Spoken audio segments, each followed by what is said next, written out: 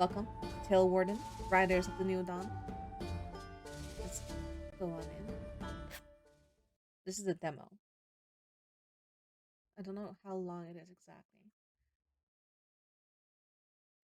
This is a demo of Talewarden, Riders of the New Day. In this version, we take the player through the very first moments of the game. After that, we skip some content to present the campfire mechanic where you can talk to your companions. Oh, okay. Does every existence have a purpose? Does it need to? Does creation have a purpose? Do you have one? Oh boy, is this how we're starting? We want to create. We want our story to exist. Will you exist for us, Talewarden? Okay. You are falling. Wow, strong start. A moment ago, you were in a different place, your home, your room, but now something is dragging you down. We are. Oh? Then there is darkness. You wake up gasping for air as something floods your mouth. It's cold and dark, and there's pain. But when the liquid floods your vision, the need to fight it, some instinct, smolders in you. It takes ages or seconds, you're not sure anymore. You jerk not to drown and expect more pain, but when you get up, it is gone. Okay. You cautiously survey your surroundings. The fear grips you so tightly that you can only dwell on one thought. What is happening? You look at your reflection distorted by ripples. You remember. Your name is. I'll just go with my name. Here we go. Oh, I enter? Here we go. We should address you by. This one is fine. What's going on? Where am I? You consider calling for help. Silence reigns here, as if this place lay at the bottom of a forgotten chest. Interrupting this tranquility seems unwise. You decide to stay silent? You don't shout. Something, or someone you may not favor, could answer. You wait for something to happen. You're not even sure what exactly. But this world is deaf to your presence, for now. I can see bones in a Wild West outfit.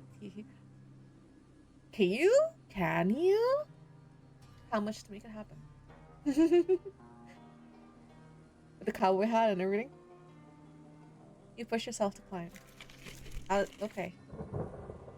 Ooh, this is nice. You're greeted by a hostile desert drenched in weary sunset. Oh, I guess maybe not so nice, but it's pretty. It's an alien world. This. Oh. Dispicious? Dispicious. English is not my first language. A dispicious world.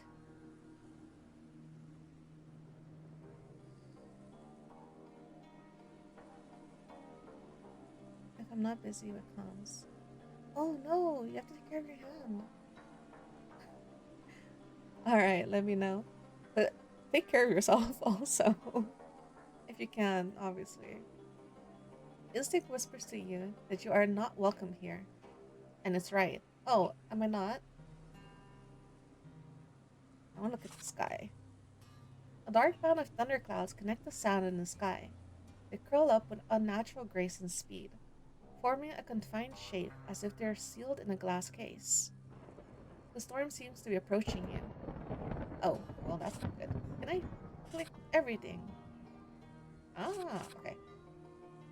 You can't tell how far away the mountains are, but you fear you wouldn't reach them until the storm reaches you. Besides, you might not be the only one considering the mountains as shelter. Your last resort would be to hide in a nearby building, but without a roof, it's not very tempting. What's wrong with the roots? Pale roots are sticking out from under the sand like spines of an underwater creature. Thank you for that. Hard and dry, pockmarked like corals. Alright. How do I oh as you stand in the desert, you feel an inexplicable pressure. It's fear. How could it not be? But partially it's a peculiar sense of being observed. There is no wind and the air is odorless. Your ears ring from the uninterrupted silence of nothingness. Soon, the wind rises, and the first thunder rumbles in the distance. The storm is getting closer. But storms don't move so fast across the sky, at least not in your world. Should you hide? There's nothing around that can shield you from the storm. The best thing to do is hide in the crater and wait it out. But what if a lightning strike while you're knee deep in that liquid? As if mocking you, lightning cuts the sky. You'll risk your chances with the crater. If you say so. I'm not the highest point. When you listen to the sound of approaching thunder, a new sound catches your attention. The muffled shouts and the rustle of sand. Something else is coming for you. Oh? Oh? Those are not horses. You twitch as two riders appear on the edge of the crater. Their mounts are barely visible in the cloud of dust. One figure is holding a crossbow. The other is tilting their head and inspecting the bottom of the crater as if looking for something. When they see you, they smile in surprise. They both jump off their mounts. We saw you from afar. How brave of you to wander alone in the desert. You could easily be noticed by something other than us. I'm not so sure I'm safe yet, though. Good thing it was just us. We helped the lost, and the new. And you've already drawn the attention of the storm. We better hurry now. Why are you speaking about the storm like it's an actual entity? The rider gives a nod to his companion. They untie something attached to their saddle. Then, they drag it along the sand with one hand while aiming at you with the other. Do you know what's going on here? Where am I?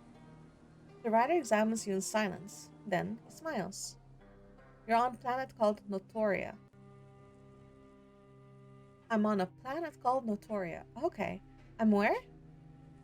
There will be time for all your questions soon. You can call me Ghost, and this is Lima. This world is indifferent to courtesies. The more reason to keep them so. Ah. This world is indifferent to courtesies. The more reason to keep them. So, what's your name? Introduce myself. My name is Mira. Lima raises their crossbow slightly. Their watchful stare makes you anxious. You feel like vermin caught in a cage you have entered by yourself. Well, first of all, I didn't enter this cage. I was thrown into it. Ghost nods, then points to Lima's crossbow as if by boredom. You can hide it for now. Lima glances at him but follows the order.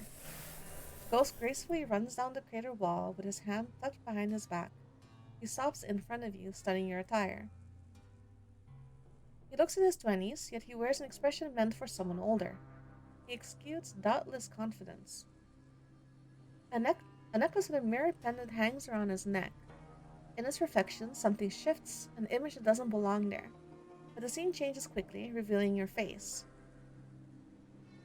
A mirror pendant. Is this a Dorian Gray type? Were you also launched here? He nods quickly at Lima and shifts from foot to foot. Despite his smile, he glances uneasily at his companion, then at the sky. Oh, Lima sighs down after him with a device tucked under their arm. The ease and efficiency with which they move suggest they've done this before. Their jaw is replaced by metal implants and their eyes are not human, nor animal, but are in fact two sparkling lenses. They look at you, not blinking once. Oh, so they're part flesh, part machine. Okay, I thought all machine. Okay. Who are you two? We are the residents. But we once fell here, just as you did, many, many sunsets ago. Ah, from different planets. Here. Here is where? Here is nowhere. Everywhere. As I said, we call this place Notoria, and we will protect you from it for now. I remember falling. Am I dead? No, you are very much alive. You cheated death. Cheated death. I don't understand. You will soon. We have a few moments to chat now. You will soon. Look at the crater, at the roots. Ah, what's with the water? Lima gently lowers the device into the liquid. They remove a syringe-like object from it as its weight causes it to sink to the bottom.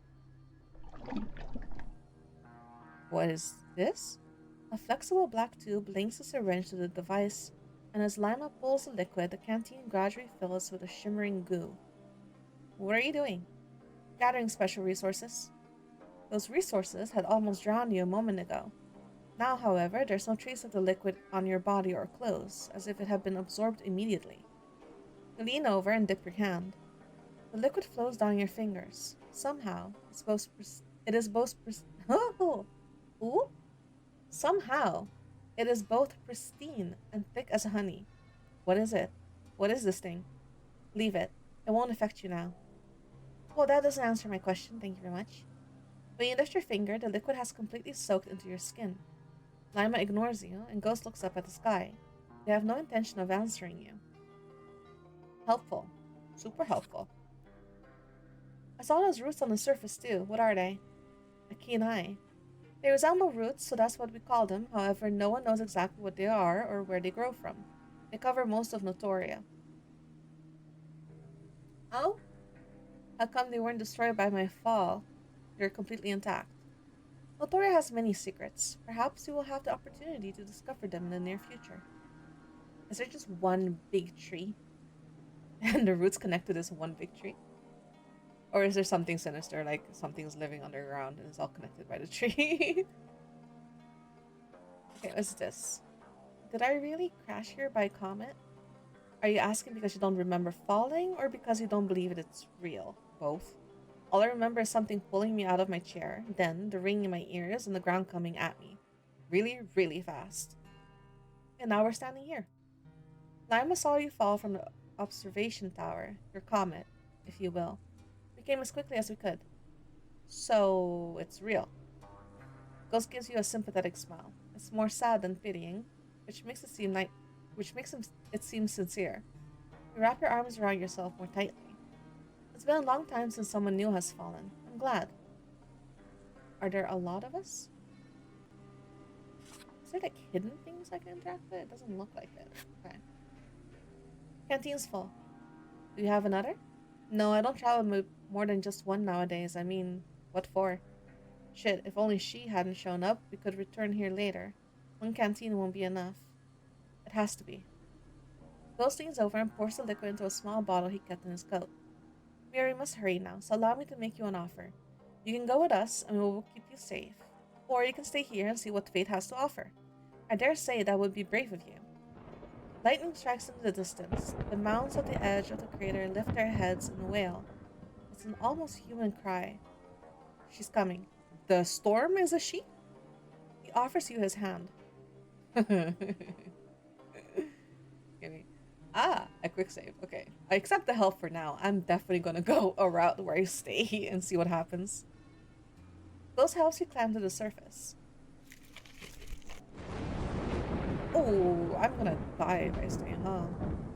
Another thunder rumbles across the sky. A warning. The wind hits you and it almost pushes you back into the crater's belly. You hide your faces from the sand and approach the mounts. Don't look Zaris. Don't look Zaris in the eye. Uh-huh. Zaris, the storm or the mount? The mount? Don't look at the mount. Good. Go right with me. The storm still catches up to you, roaring in rage. You can almost make out words in the wail.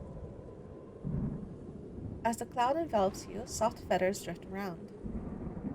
Even with your face covered, you can still feel the sand in your eyes and mouth. You curl up behind Ghost, clutching his coat. The only sound you hear are the swish of air and the canteen banging against the saddle.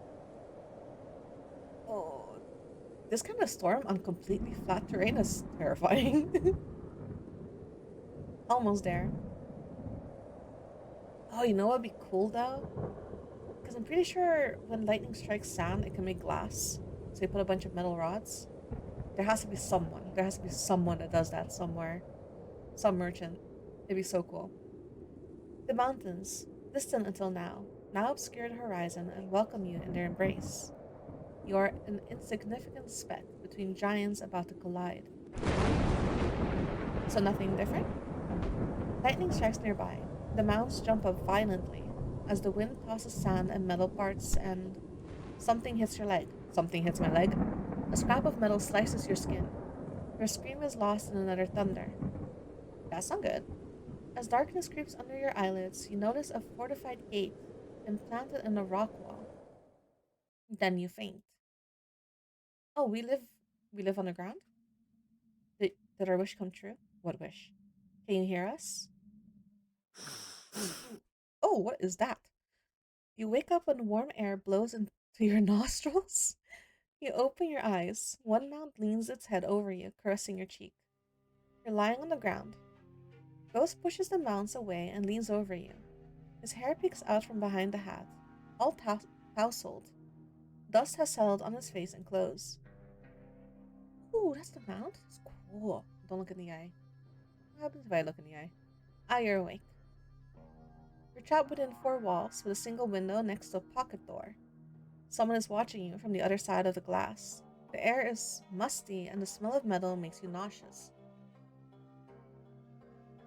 Oh, I see. Oh, there's a window behind him. Alright. Are we gonna play That's Not My Neighbor? Oh no. The metal door behind you shudders. It's not the sound of nearby thunder, but of many fists banging on the metal. Yet the door remains closed, with only the latch trembling with each subsequent strike. It's the storm. She's trying to come inside, but she won't succeed. She'll get bored soon and leave. I've got so many questions. Doesn't sound like she's.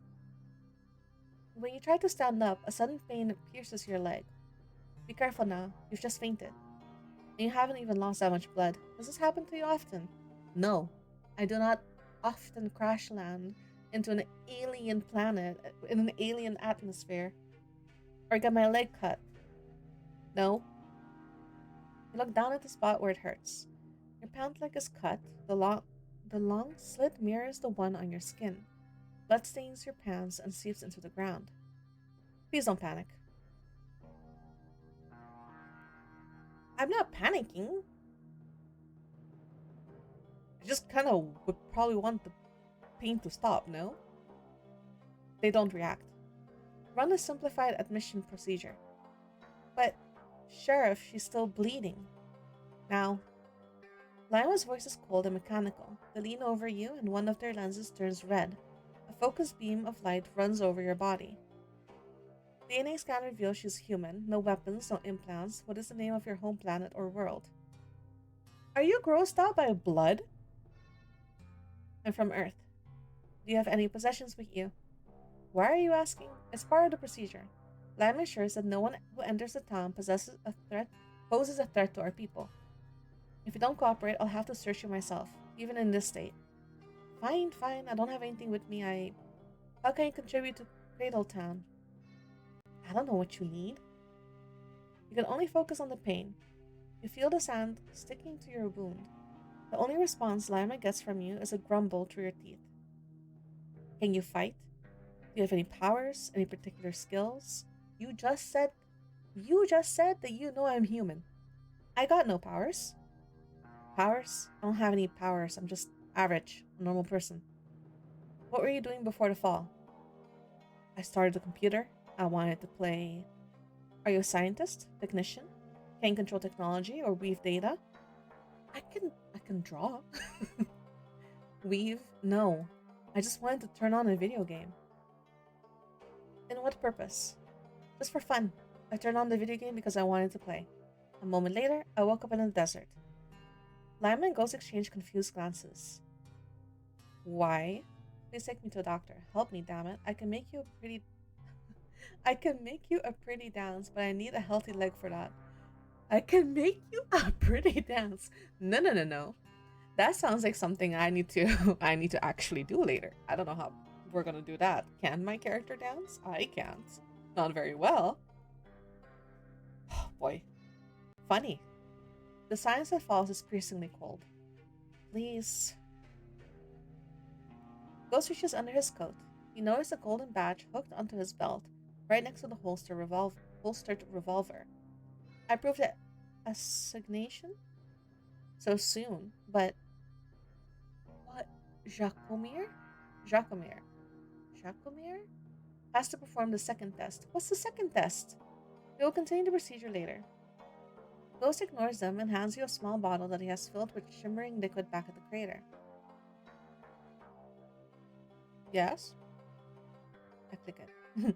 You pour it on your wound. It'll help.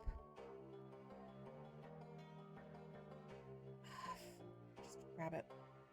They said it was like an important resource and he's giving it to me, so. You can't tell if his words are genuine or if it's a trap. The pain makes the choice for you. Without even rolling up your pant leg, you grab the bottle and pour the liquid over your wound. When the bottle is empty, Ghost takes it and hides it in his coat. It will not heal. It will not heal otherwise. What do you mean? Wounds can heal over time. You blink a few times.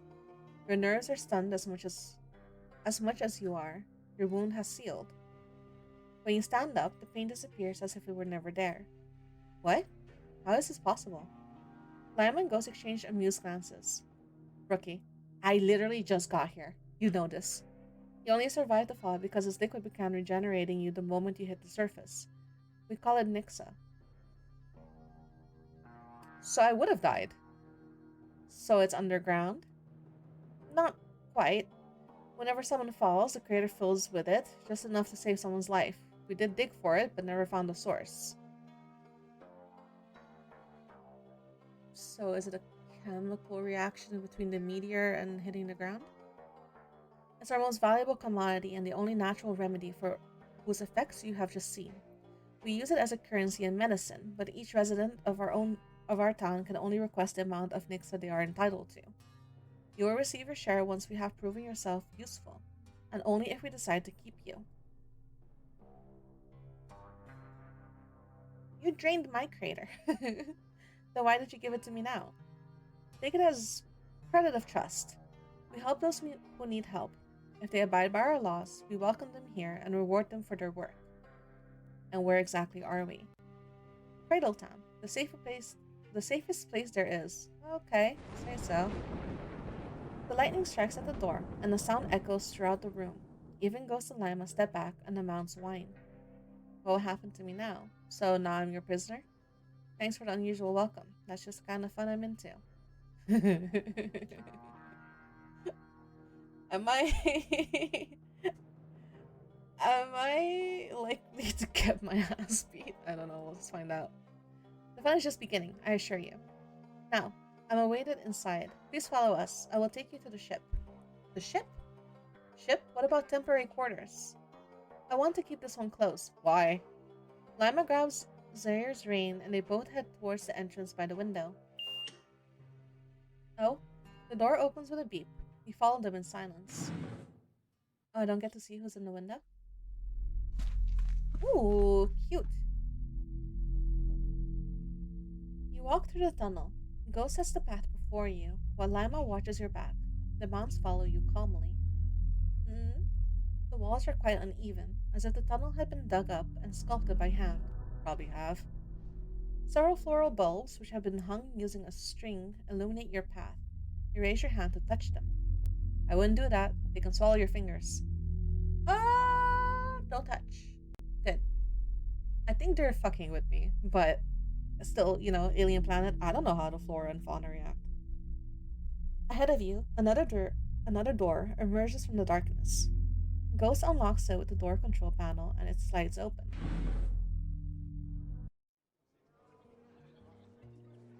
Neat. This reminds me of those museums that have like, I don't know if there's multiple, but I saw pictures of like a museum in Japan, I think. It has an underground section that is essentially like a town. Before you, Cradle Town stands. The air is thick with a warm, comforting scent of wood, blended with a subtle sweetness that is hard to pin down.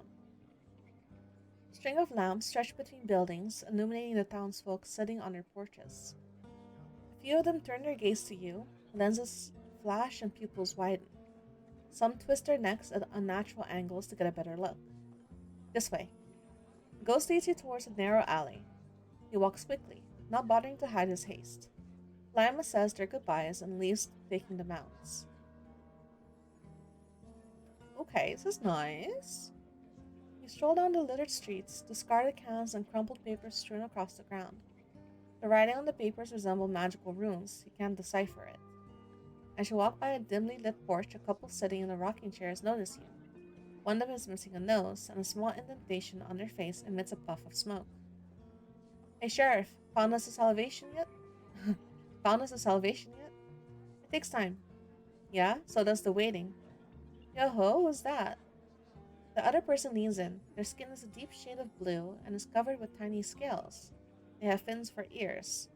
Surprise blooms on their face at the sight of you, and their cheek blush a warm lavender color. Do not concern yourself with us. Residents immediately look away and indulge in whispers. As I said before, it's been a long time since anyone new arrived. You're sure to catch a few glimpses. As you follow goes through the labyrinth street, your eyes dart around the houses that line the way. At times you catch sight of someone's eyes watching you from a window, but they disappear as soon as you look closer. You're not humans? Some residents are, like you and me, but others aren't. Oh, you are human. Are you disturbed by people who are different from you? Not really. No, I'm just surprised. I never believed in aliens. Aliens? Huh, guess you could describe us like that, yes? Hey, you said there haven't been new people in a long time. How long? Also, do you have a wound? What is that?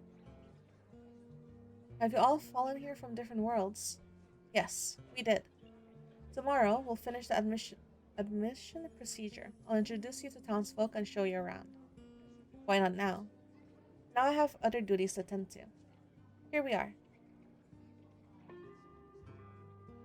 Sheriff's Quarter. Oh, this is my ship. You lead the tangle of alleys onto the starship. It seems as if the starship collided head-on with the mountains. While some of its walls have been patched up with metal scraps, the cockpit is completely destroyed. It leans against the wall in a slight curve, unfit for any use other than accommodation. Is this a real starship? Did someone crash it here? I'd love to see someone startled by our town. Yes, the ship had fallen here with one of the residents. Town's creator, to be precise. Huh? Is that why everything's Western themed? Now it's the home to me and my subordinates. If you ever need to visit a clinic, it's in the building on the right. There's a passageway that runs directly from the ship and leads into it. So you do have a doctor here, not only Nixa.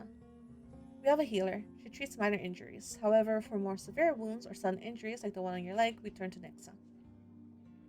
You approach the starship. Ghost clicks something on the panel next to the pocket door, which after a moment slides open. Interesting. Ghost leads you into a corridor, illuminated by fluorescent lights at the ceiling. He gestures for you to proceed, and as you do so, something flashes at the end of the hall. A mirror, or slightly crooked legs with a golden frame. A crack spread across the mirror like a scar, cutting your reflection in half. Why would anyone put it there? Your cabin's on the right. The sound of accelerated footsteps interrupt him. Someone is running through the corridor towards you. Oh! Oh! It's the woman, she... Huh? No, take me to her. Before running away without any explanation, he reaches under his coat, his hands slightly shaking. I will need you in your cabin later. Take my journal and study Down's map, but don't wander anywhere.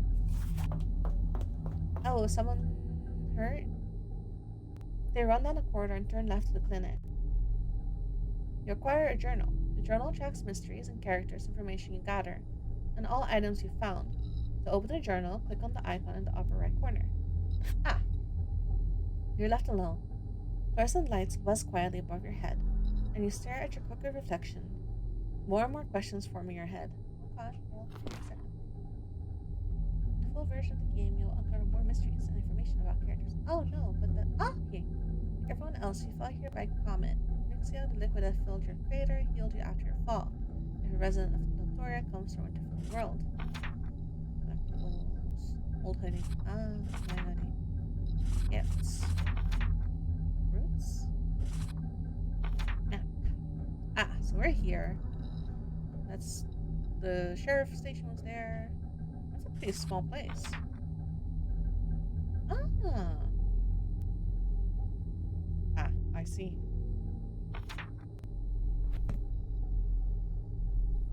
Before you fell, you switched on a game you played many times before. Everything else is a blur. What happened back there? Someone do this to you? You pondered a faint memory of someone's voice as you were falling. As you stand quietly, a creeping sensation starts to take over once again. You tense up at the feeling of someone staring at you, perceiving you. Maybe it's your reflection, or maybe someone is peering at you from the room. You shiver. With Ghost gone, you can either comply and stay in your cabin or disobey him and explore Cradletown. If you are able to explore the area, the journal with a map will automatically display. From there, you can select the destination you wish to travel to. We wonder what you will discover.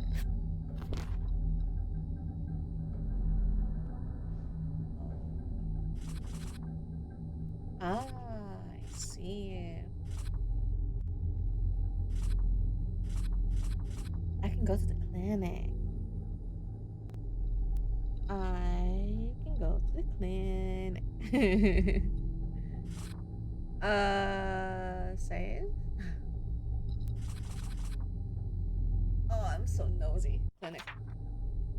You make your way down the corridor, your footsteps echoing against the metal floor. It's so incredibly quiet here. It's a different kind of tranquility from the eerie stillness of the desert. Here, the silence is sedating. There, there, it was perilous. Two plaques hang above the mirror: clinic and warehouse.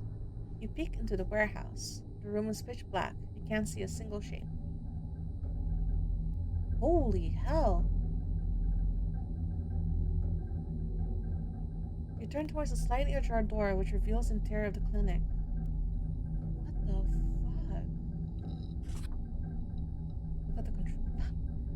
Red fingertips stain the control panel. A metallic smell wafts through the entire corridor. You feel a lump in your throat. So where is it?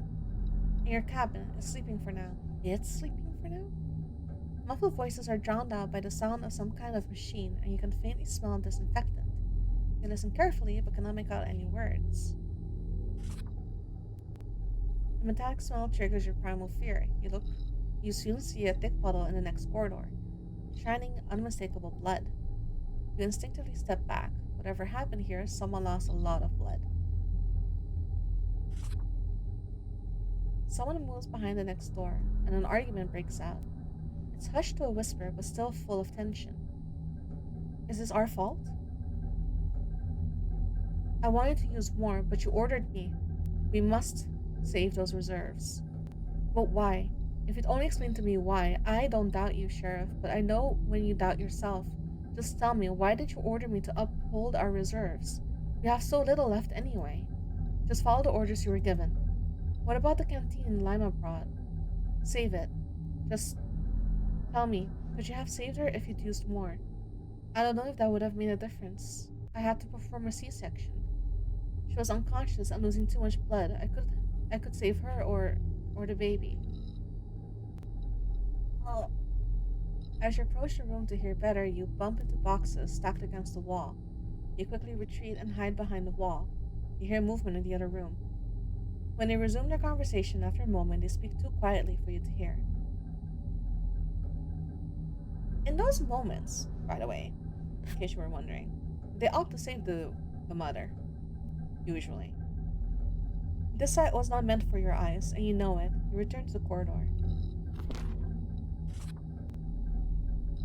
Let's just go to the cabin. Are you sure? You're going to the cabin on your first sunset? Fuck. Fine, I save. No, I want to explore. Okay, let's see. Clinic is off. Market is outside. Where's the saloon? Saloon's closer. Main Street. Saloon.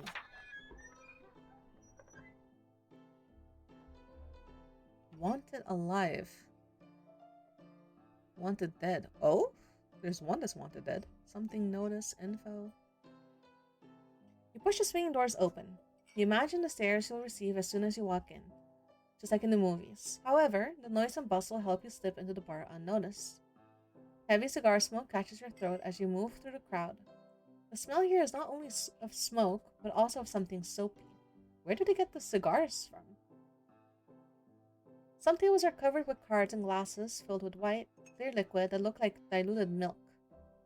The liquor shelf seems mostly empty. You stop by the bar.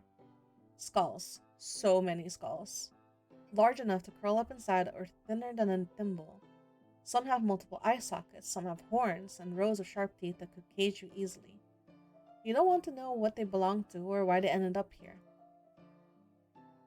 There are even more of them on the wall near the bar. Old-fashioned mirrors similar to the one you saw on the starship hang between them.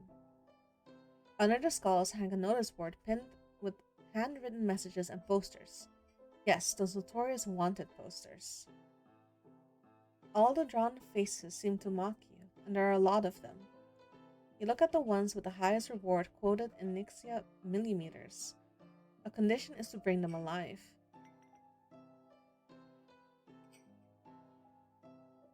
Why this much? The Storm Sailor.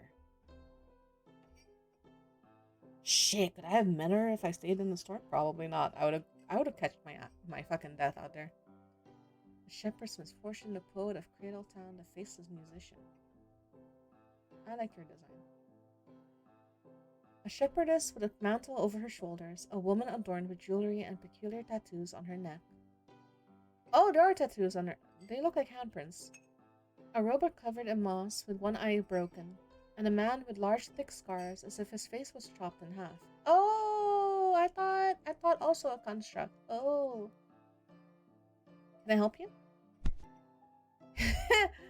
Maybe. Wait, diluted milk in the glasses? The bartender wipes a glass. His beady, shiny eyes focus intently on you as you stare back at him. He snorts with amusement. So, what do you need?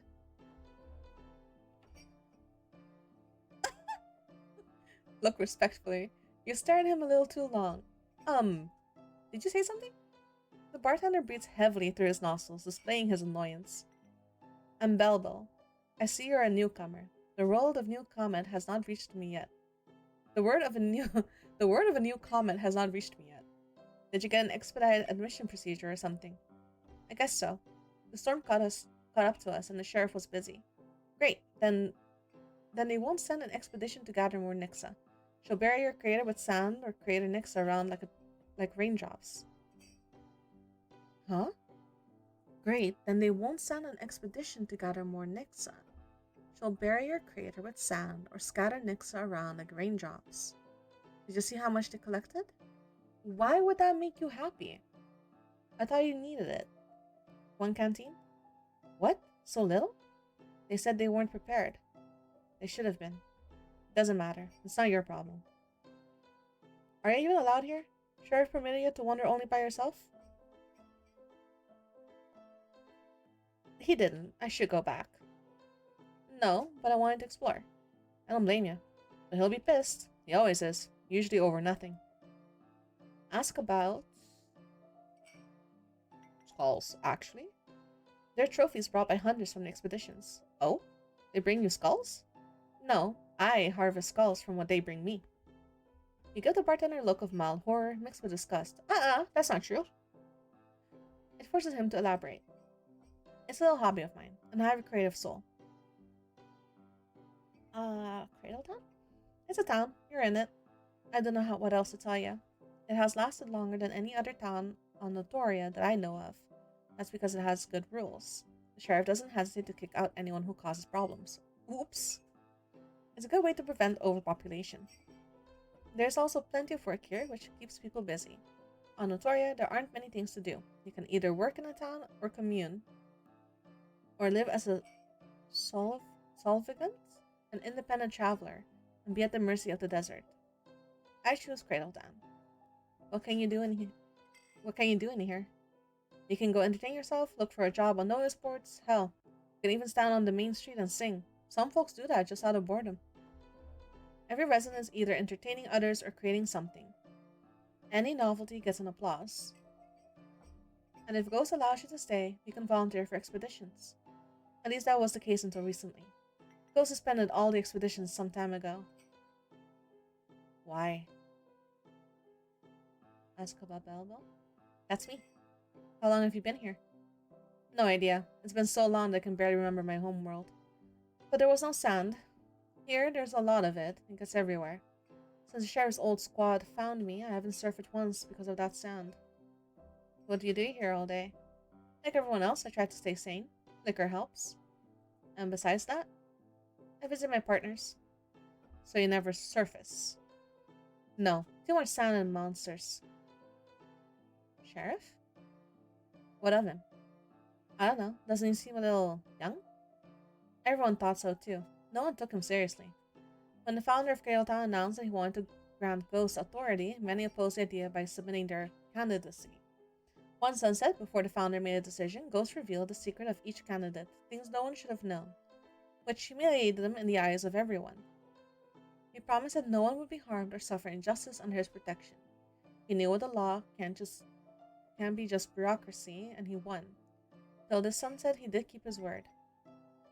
Whenever trouble starts, he shows up right away with Lima and Jocko, and they quickly settle the matter.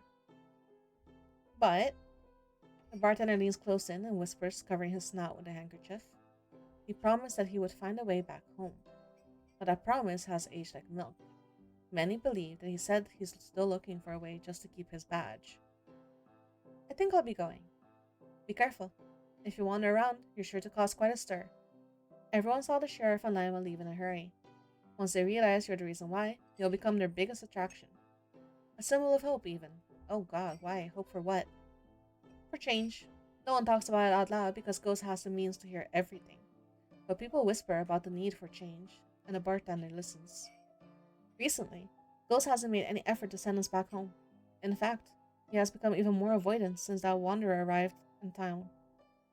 Who was it? He was a Solvagant? Came here to trade, but instead of following the proper procedure, he came to my saloon and caused trouble.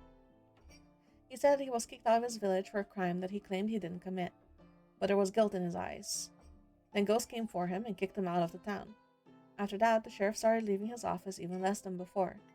He was constantly busy and suspended the expeditions. No one knows why. Anyway, I hope you prove to be better than the Wanderer. If so, the saloon is open all sunset. All sunset? Yep. Actually, if you're so eager to explore, you could check the schedule at the Expeditions HQ for me. I want to know if anything changed. Okay. Thanks, kiddo. The bartender never leaves his saloon. You decide to head out, but as you turn to leave, you catch a glimpse of movement in one of the mirrors. You thought you saw the silhouette of a man, but when you quickly search for a reflection, you see no one. But others see you. Someone even invites you to a table when you walk through the saloon door. You recall Ghost's command to stay in the starship. Despite Ghost's young appearance, he exudes an air of authority that is hard to ignore, and you consider coming back. The feeling that you're breaking some unspecified law haunts you. But maybe exploring the town a little longer won't cause any harm. Does he use reflective surfaces?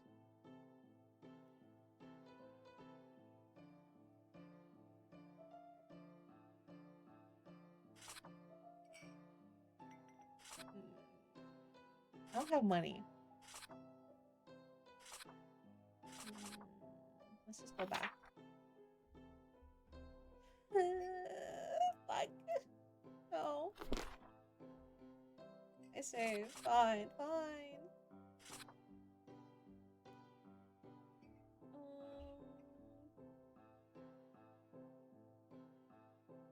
Main Street's closest. A little longer walk couldn't hurt anybody. Ghost can wait. Empty alleys lead you into the main street. You whisper it's high noon and raise your invisible guns. Coincidentally, a tumbleweed rolls across the street. All of these freaking posters. Look at the walls. Look at the buildings. Look at the townsfolk. Some townsfolk are busy trading goods, while others sit around barrels chatting, playing cards, or watching twitching holograms image on small portable monitors. Even out here, their phones? Or ethereal smoke-like figures moving in someone's palm. There's a low hum in the air. Some of the residents are lifting objects around them without using their hands. You don't know if it's magic or technology. Here, they are intertwined. They couldn't be more different from each other, yet you notice one thing they all have in common. Their faces reflect the same wariness and strange indifference. Something in their eyes ages them. Perhaps the seclusion of this isolated place. Most of them wear cowboy hats. Newcomer? It's been so long. Another human? Oopsie daisy. You notices of missing items and drop offers are posted on the board. Someone even announced a request to clear their haunted blood. Huh? Another person wanted to organize an evening of poetry. Only 2 people signed up. When you walk up to the board, you can also see wanted posters you saw at the saloon. There's also an expedition schedule pinned to it by a nail, and big red lines crossed around out all the dates. Contact Lima if it's urgent, it says at the bottom. Hmm. Okay. The stone walls are patched with mismatched materials, a kaleidoscope of scraps of metal and wood pieced together haphazardly. The fortified walls hold the town in a stranglehold. Beneath the patches, the rock is sharp, and the grooves resemble those of the crater walls carved by your comet. So, originally one big comet? Many of the patches are reinforced by framework whose legs entice the town like the rungs of a protective cradle. The space seems safe, looked upon, observed. Hmm, that doesn't sound great. As you glance at the sign of the buildings, tattoo animations, spell undoing, repairing magic. As you stroll, you pass by a large repair shop. You glance inside at the pieces displayed in the front window. They all seem like things of fiction.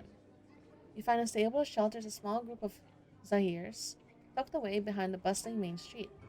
The mounds quietly face the wall as if drawn to something within the stone. The stale scent of dry hay hangs in the air, emphasizing the unsettling absence of food and water in the throw. Zahirs remain quiet, gazing in one direction only. Hmm. People's interest grow with repeated rumor of your presence, but no one welcomes you directly. You walk away to avoid their stares. Do I go back to the saloon and tell him that nothing changed? You return and see Belbel still wiping the glass. What do you need? Tell him about the expeditions. Expeditions are still cancelled. Ugh. Figures. I'm running low on supplies, you know. People get angry with this soon.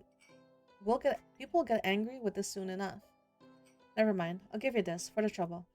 The bartender grabs something from under the counter that looks like a cluster of berries. The fruits are semi-transparent with a little darker orb inside. What are those? They kind of look like fish eggs. Glassberries.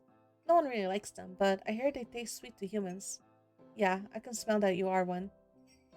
But don't try eating it like that. I don't want you to throw up on your first sunset. Squish it so that only the inside is left. Then you can eat it. Okay. Thank you. You found a gift. You can view gifts in your journal.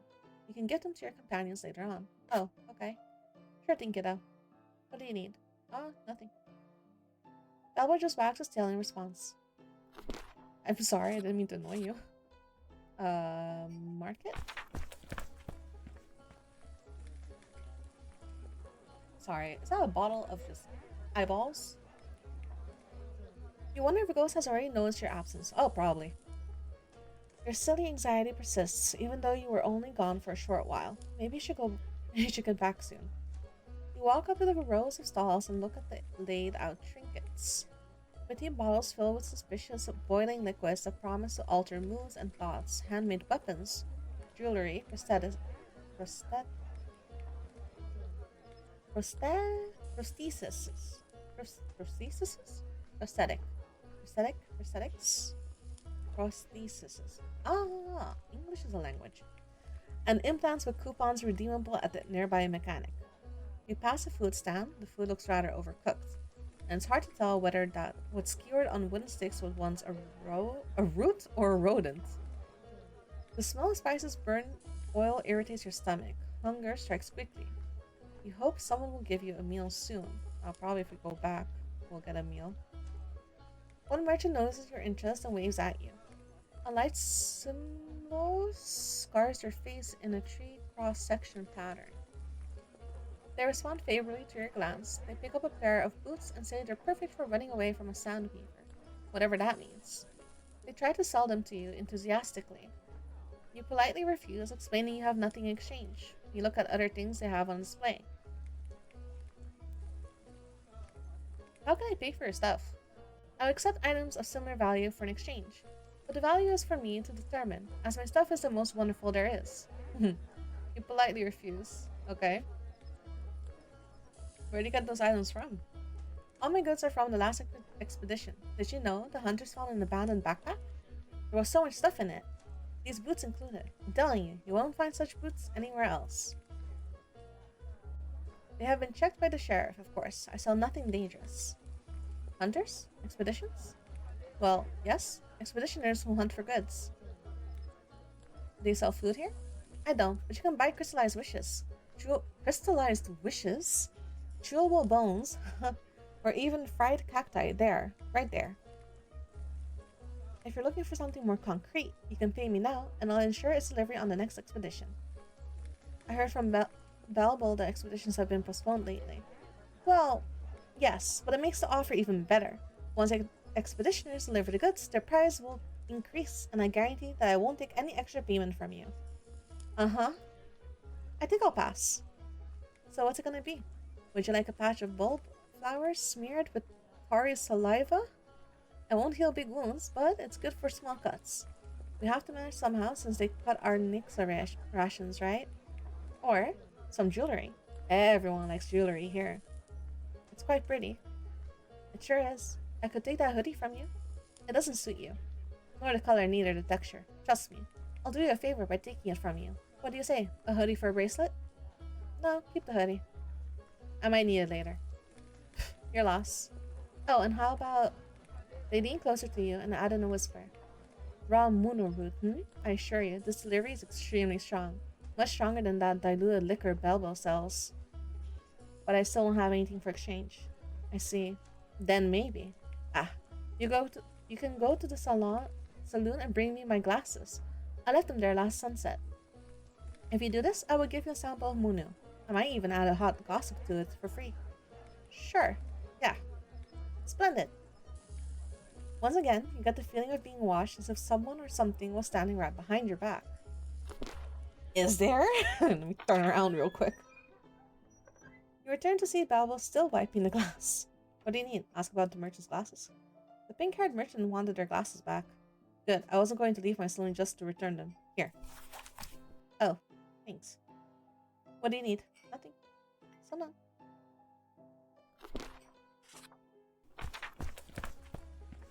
In the corner of your eye, you notice a dark silhouette again. You feel their gaze on your neck, but when you turn around, they're gone. You shouldn't be here. You return to the market. The merchant doesn't seem to see you, but when you come closer, they immediately smile. Do you have them? Here you go. Yes. The merchant takes the glasses and wipes them. So, I promised you gossip, didn't I? They wave at you to come closer to their stall. I went to higher-ups to resubmit the request to demolish the theater. I mean, who needs it anyway? We need more space to expand the market. That's what I said. But they dismissed me. Just like that. They told me that the sheriff had postponed all requests for another week. Yet, he has already dismissed me 3 times in the past month. Want to know my opinion? Oh, cute. They put on their glasses and lean for something hidden under their stall. I think he grew even more bitter after this shooting incident. Shooting incident? Oh, you know, when he allegedly shot one of his old crew? Oh, fuck. They hand you something small, shaped like a snail shell, a root of some kind. Oh! He's a snail. You... don't take a bite. You won't eat it. It smells sour and potent like fermented apples. What is this? It's raw moonerroot. Pound's favorite. How come you don't know this? I do. I just forgot. It is edible, right? Well, yes, but you have to cook it first. The merchant squints their eyes and looks at your face for the first time with glasses on. Wait a minute. You're not from around here. You don't want your presence to cause any gossip that reaches Ghost's ears, so you decide to run away. Sorry, I need to go. I just fucking dipped. Okay, time to go to the cabin. Yes. Hey. Oh, shit. Hi. Yeah, I figured you were stalking me. The voice rings right next to your ear, followed immediately by the buzzing of mechanisms. You turn around abruptly. It's Lima. I just wanted to explore. They say nothing. Only now do you notice that they aren't even breathing. Their lenses continue to rotate, but Lima doesn't move. Can you see me? I can. So could half the town. Humans always seek new experiences, constantly needing to feel something. You must feel very small when you aren't experiencing things. I'm glad I'm beyond that now. Oh!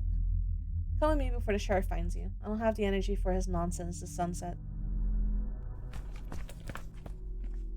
Sure, you're definitely beyond it. Go to your cabin now. Okay.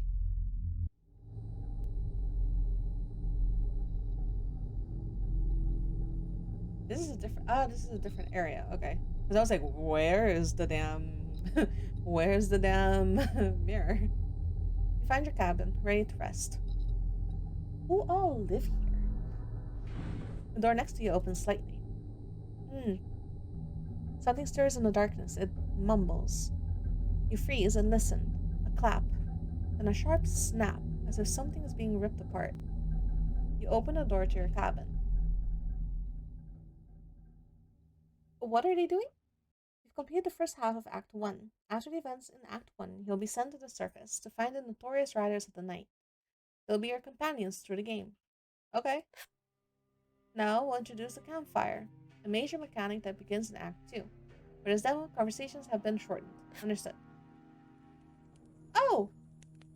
Hover over the characters you want to talk to. You can talk to all of them or skip the campfire altogether by clicking on the fire. Engaging conversations will increase your affection, which will have big impacts on your story. Understood.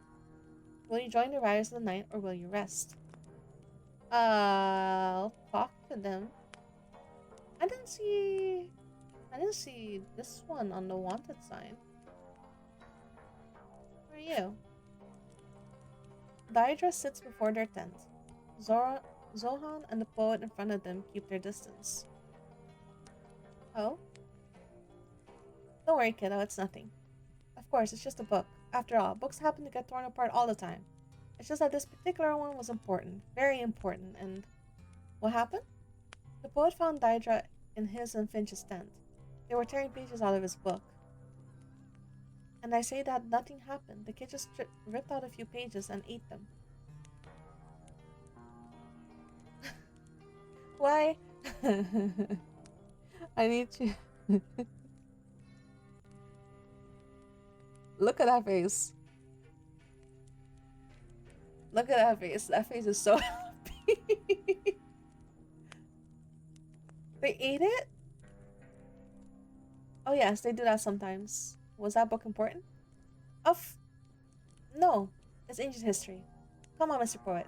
We'll write poems with a twig in the sand and you'll feel much better. When they leave, Daedra passes the ground right next to them and waits for you to sit. While they are looking ahead at the campfire, their other pair of irises is pointed at you. What?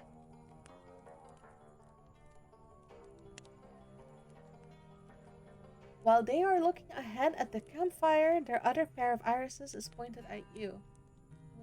Oh, is that not just... Oh!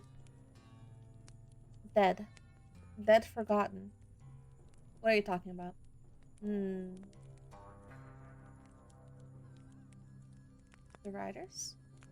What do you think of them? Remorse, desperation, ennui, longing. Are you talking about someone specific? And what do you think about me? Not no. Paper. I don't have any paper right now. Paper. Great. Victoria? Old, very old. Kept satisfied, but more hungry now. Why? The planet is more hungry? The planet's hungry? Partially. It tries but fails. It dries out. Everyone tried but failed. They dry out too. Can I explain it more, please? Try to use simple words for me. Daedra wrinkles her forehead and begins to wriggle. They want to explain. They want you to understand. Their eyes shift. Their mandibles twitch. Daedra, I'm sorry. I won't nag you again, okay? Need paper now. You don't have anything else to talk about.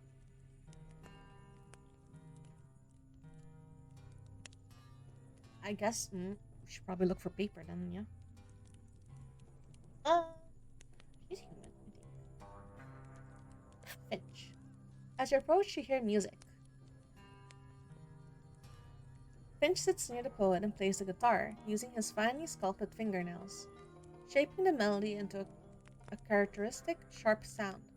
One string is broken and curled up like a serpent. Image Finch eyes. Face shy, not found. As you approach him, he shifts and puts down the guitar. When he gets up, he stumbles over it. You wouldn't think a statue could reflect embarrassment in such details. Finch tilts his head so that his hair covers his face and sinks into his poncho. I would like to talk to you. Finch nods bashfully and pulls out his notebook. Before approaching you, he caresses the poet's shoulder as if to say goodbye. Finch hands you his notebook gently. He adjusts his hair, appearing as if all he wanted was to disappear beneath his hood. Oh, can I have a piece of your paper? Can you tell me something about yourself? I have something for you. I have something for you? I don't have anything. Can you tell me something about yourself? Do I have anything? Wait.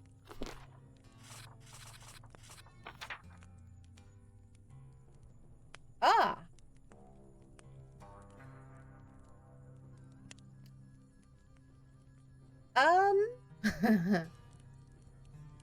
Was, can I, no. He doesn't have a mouth. Is it mean if I give it to him? I don't know. His notebook? How does your notebook work? The words appear on the page at a leisurely pace, arranged in connected sequences. These words are my thoughts. The notebook has been bewitched by a certain scroll speller. Ah, sorry, you probably don't know who a scroll speller is. Well, it's not very interesting anyway. All your thoughts go here? Oh no, that would be quite embarrassing. Only what I want to appear here. And that's it. His music? What about my music? You don't like it? I can stop playing at campfires if it bothers you. It's not that. I just want to know what it means to you. Oh, I just use it to weigh less. I found this guitar on the surface once, and it became my voice. When people see me, they mostly assume that I'm tough and cold. I'm not. I'm delicate, and through music I can express it. And when I first played for Cradle Townsfolk, I felt that others saw my nature, saw real me beyond this rock. What was it? That song that you played for them? It was a simple love song I remember from from who? From my past. Can you play it now? Now? For you? No, I don't know you. And I can't play it now anyway.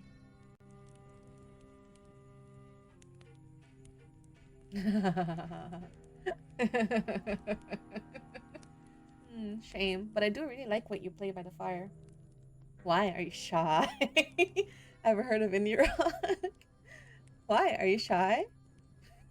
I am shy, stressed out, and introverted, but I still enjoy playing for strangers. It's music that plays through me, but that's not the reason. I simply don't have the means to play this particular song. Ah, the world he's from. Nothing appears on paper for a while. Finch escapes with a look and just shakes his head. Finch does not want to talk about this now. Okay. Finch hands you his notebook gently. He adjusts his hair, appears as if he was to disappear beneath his hood. He doesn't have a mouth. So I don't think I should give him the thing, right? I'll let you rest. When silence falls between you, it gets uncomfortable rather quickly. Finch brushes the sand with his shoe, and after a brief uncertainty, he reaches out for his notebook, nods, and strides back to the campfire. We'll see. If someone else gives me the option to give them the harmonica, we'll see. If I can only really give it to them, I'll give it to them. The poet is in the company of Finch, the robot, and the statue gestures to each other. The poet laughs, is slightly distorted, yet sincere, almost boyish in its cheerfulness. You don't want to disturb them, but the robot glances in your direction and waves invitingly. Is that a bird's nest? Howdy, Mira. How glad I am that you joined us. Our level of familiarity requires us to get to know each other better to determine if we like each other. Yes? That's why I'm here, I think. I wanted to talk to you. With me? What a pleasure.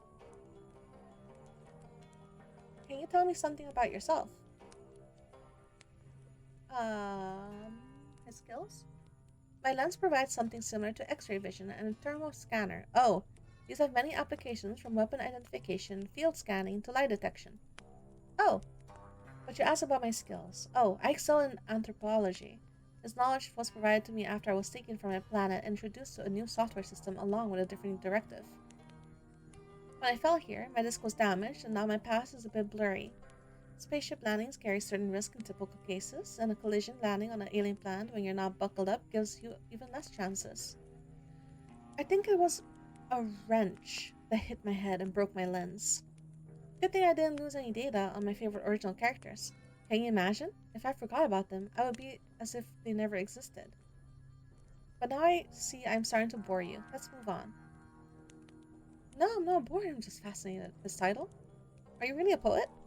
I sure am. My official name is a serial number, which is, suffice to say, way less memorable than I desired it to be.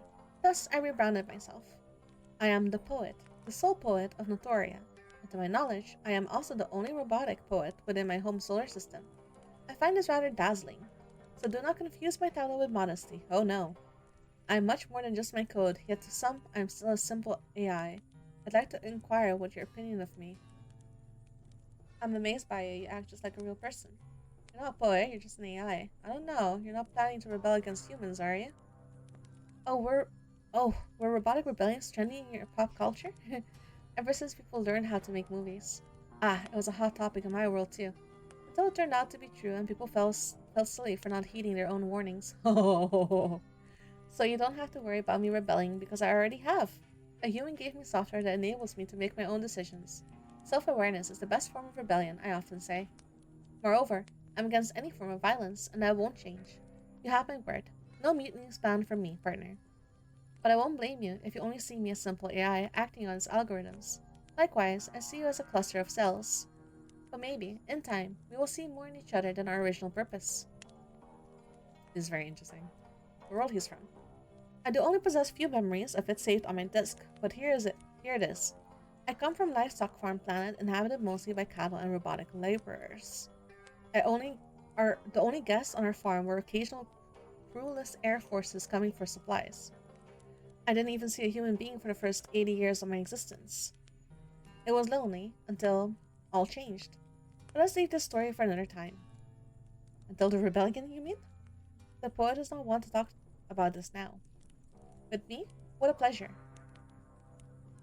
What's on your mind? Could you kindly tell me what's going on in Cradletown? Cradletown itself seemed tired. The poet squints his eyes, something in his forearm rustles as he connects his hat in a haughty manner. Tired? I don't know how I could describe it any other way. It seemed old, even with people everywhere, and there were so many mirrors. Who put them there? The sheriff. He believed they were meant to protect the town, but until now, I thought most of them would break. I'm glad they at least retained the hat tradition. With me? What a pleasure. Oh, let you rest. Something clatters inside the poet. It rattles like a faulty turbine, and you both look at the hole in his belly. Ah, you haven't met the most important member of our crew yet.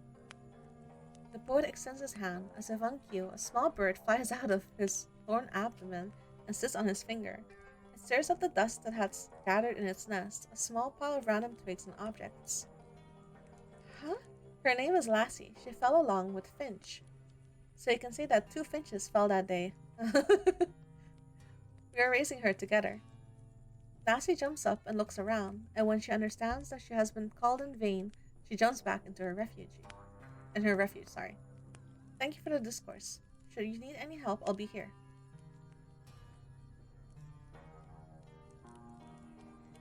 Huh. Okay.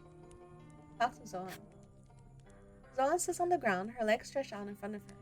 Her dress folded up, you notice that both of her legs are hooved, but one of them is a metal prosthesis with tiny mechanisms attached to the sides. A single branch snaps and sends sparks flying in all directions. Shit. Every single spark seems to find its way to Zohan, and they bounce off her prosthesis. She jumps up, precariously shaking off her dress and bumping into you in the process. Oh, what brings you to me? I wanted to talk? Lucky me, what's up? Her voice carries a subtle hook, leaving you to question whether her smirk reflects sincerity or hints sarcasm. Can you tell me something about yourself? Her mantle? I made it in my homeland. The yarn I use is made from the fur of my pet. Oh, and the strings sewn into our tents are made from some yarn. You can sew? Kinda. I can sew and craft some things on kinda level. At least I did when it was fun. Now it's not fun.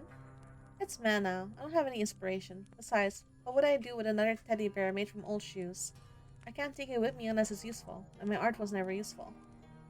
Anyway, the mantle's ethically gathered and vegan. I'm vegan too, you know? I wouldn't wear animal skin. But I can bite something non-vegetable if someone would want to steal my mantle. We Ors have very strong feelings about our properties and very sharp teeth. Don't worry, I won't touch it. Good. And you'll keep your fingies. Predicting the future. She can predict the future? I hear that she can predict the future. How come you didn't predict that you'll meet me? It doesn't work like that. Wait. Who? Ah, right. Ghost told you that. I don't predict the future. I can only predict the possibilities. So you can predict the possibilities with the dice. Are they magical? Ha, no, far from it. They're unlucky. Oh? In my world, I once snuck into town to see a play. I loved it. In fact, I loved it so much that I leaned too hard on the railing and broke it. I stole that broken railing and ran away. Later, I made dice from it. So no magic, only bad luck. Or good luck, depends on how you look at it. And that's all you have to know. Sohan doesn't want to talk about this now. The world she's from? My world? What a heavy topic. I'm from a small mountain village. If someone ever named my world, the tale of it didn't reach us. What was it like there? Peaceful, boring. I'm an Or, a shepherdess from a clan that raises for wool. Do you know what a sheep is? I do. Then imagine a sheep almost 2 meters tall with a long snout and funny fur. That's what are. And oh, they can sing. Sheep don't do that, right? So in conclusion, it was quite boring. Though the singing was nice. And you? Where are you from? I'm from Earth.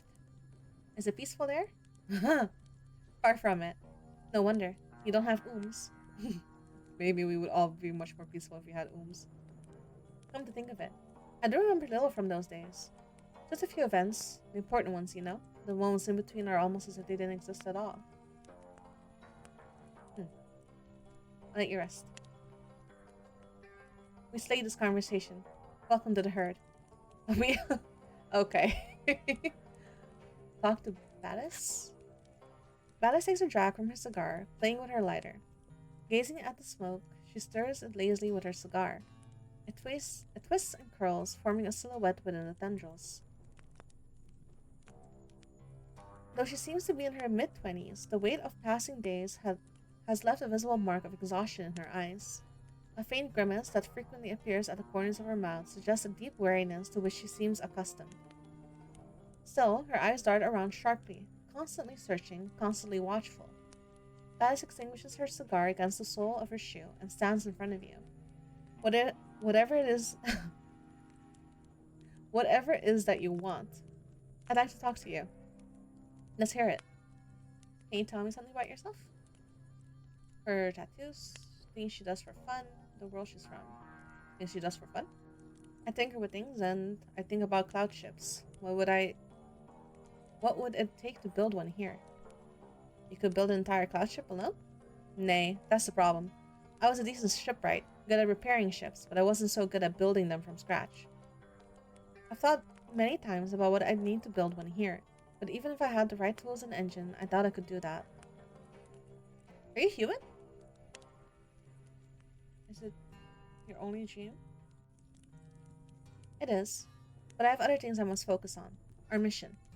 Perhaps one day I'll find a way to build it. I'd like to see the world from above again someday. Everything seems so insignificant from up there. And it's the best therapy. The world she's from? My world... It's been a long time since I thought about it. I don't remember any things anymore. However, I certainly remember how it was diversified. The war-tainted subworld and the upworld of hills high above the ground, between which one could only travel by cloud ships. I doubt you can imagine their horror and beauty. Ships gliding through the sky, cities built on the peaks of the lonely Dagger Mountains, abandoned monasteries where stolen dragons were auctioned off, and storms.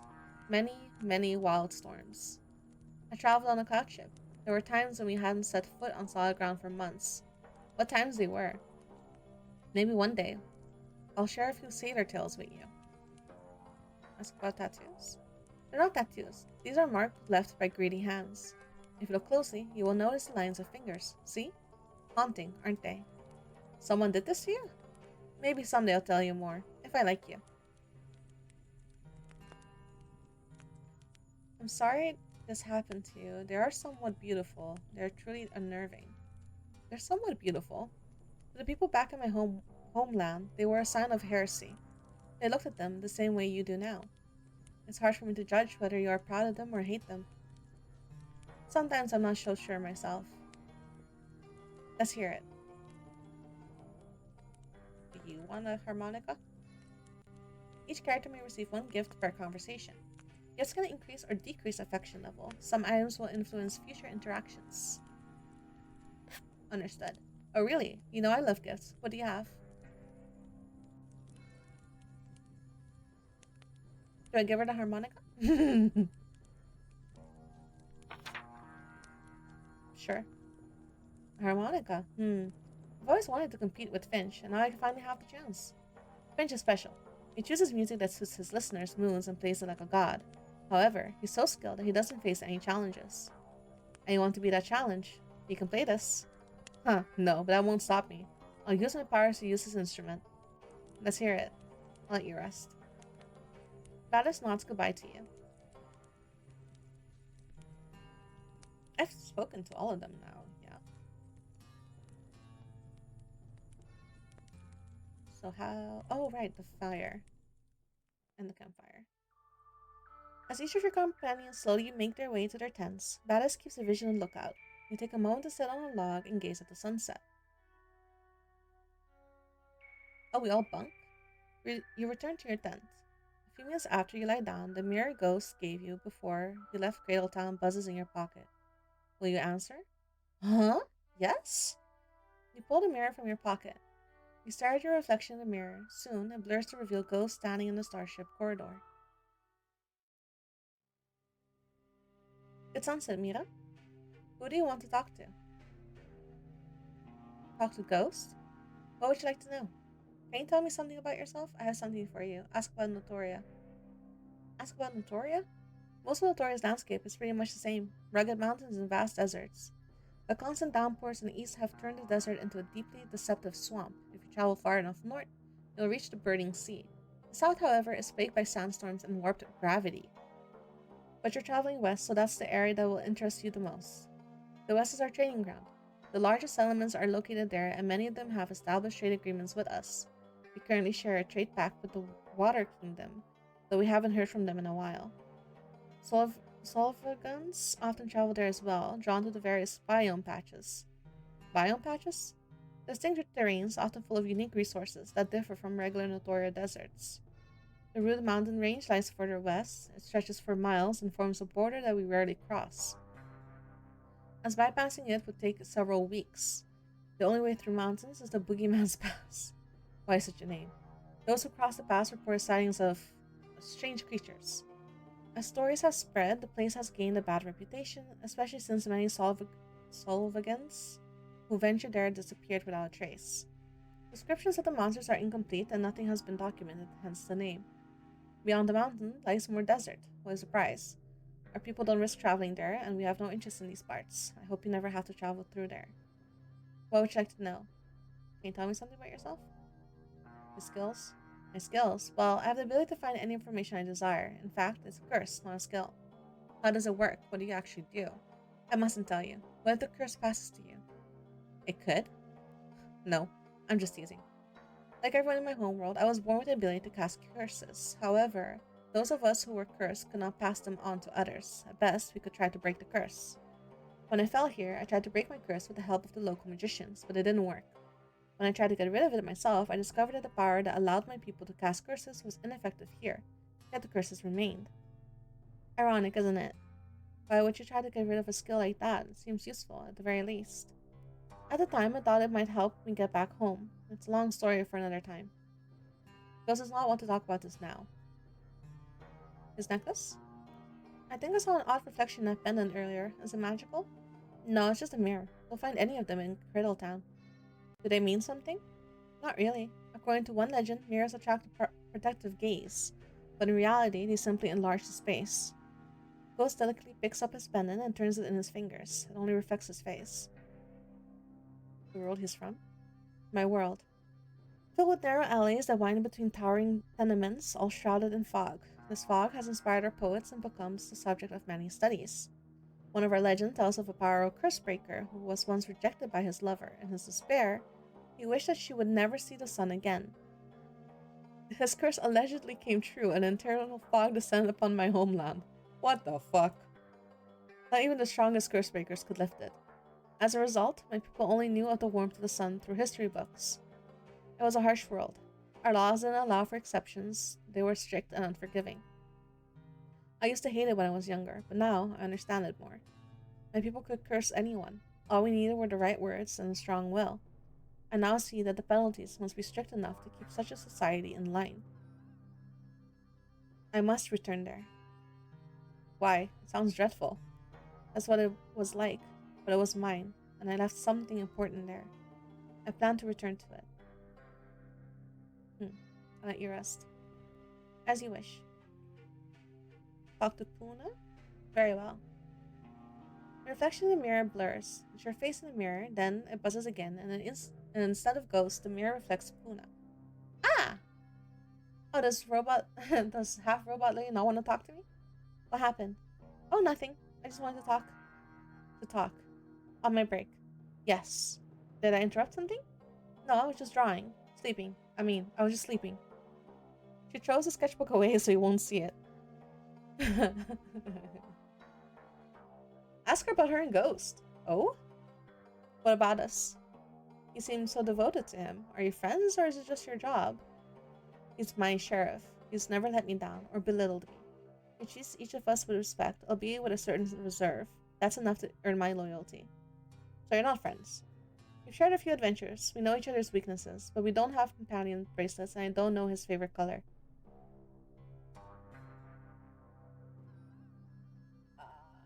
Colleagues. No, actually, I do know. It's black, of course. And that's it? The sheriff found me after I fell here. I was terrified. I shot at his feet, and then I ran away. Oh! Later, I joined some outlaws, and he and his old crew were nearby and recruited me. The sheriff was willing to trust me again. That was stupid of him, but he was young at the time. I've never forgotten that. My gratitude for that is rooted within me. Don't think I've betrayed a secret to you now. Everyone here knows about it. The Riders told everyone about it. Can you tell me something about yourself? Her profession, her skills, the world she's from. I also wanted to ask everyone this when I fell here, but I was too embarrassed.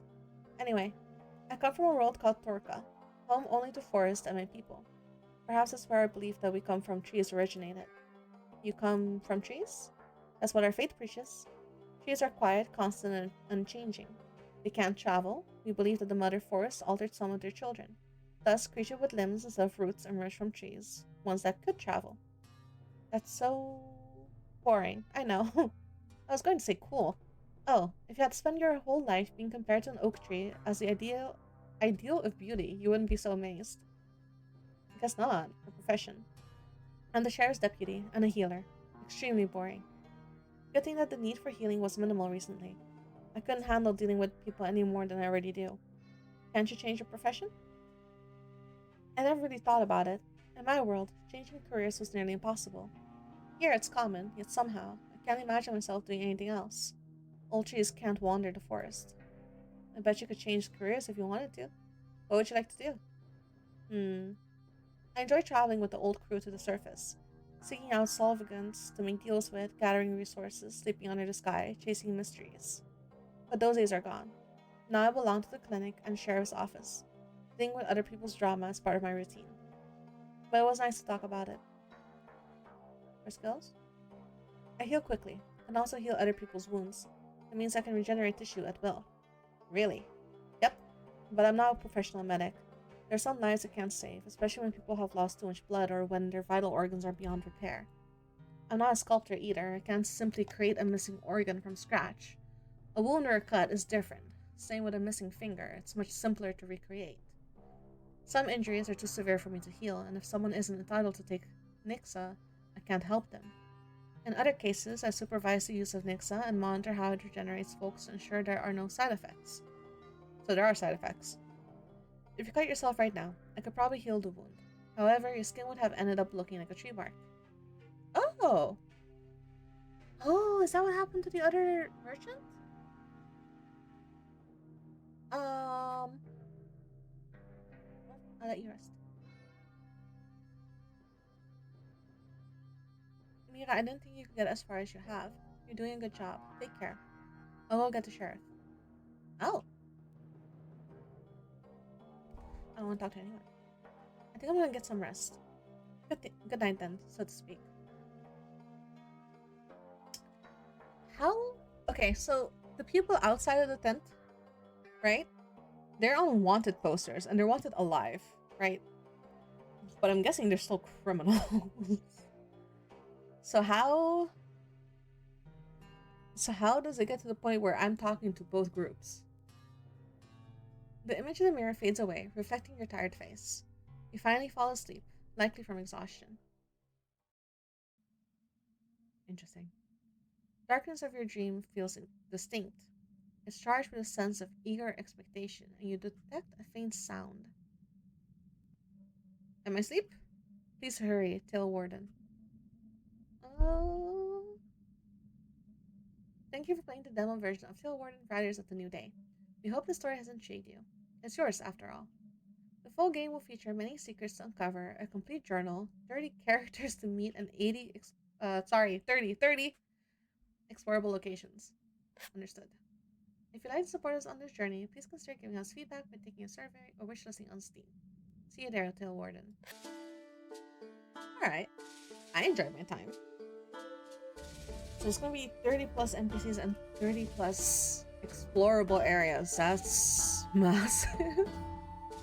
Alright. Very nice. I like it.